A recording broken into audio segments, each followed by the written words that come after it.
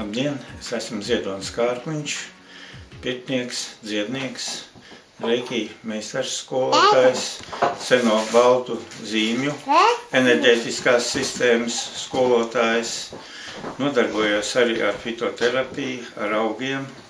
Maratons ir tas pasākums ar divkāršu vērtību. Pirmkārt, tas ir labdarības pasākums, kad mēs cenšamies kaut ko labu izdarīt tiem, kam šī palīdzība ir vajadzīga. Un otrkārt, ka mēs varam parūpēties par sevi, pamīlēt sevi. Centīšos atbildēt uz visiem jūsu jautājumiem, kas ir saistībā ar pirti un varbūt arī ar pārējām manām darbības sfērām, lai jūs iegūtu informāciju un līdz ar to zināšanas un iespēju palīdzēt sev, padarīt savu dzīvi labāku.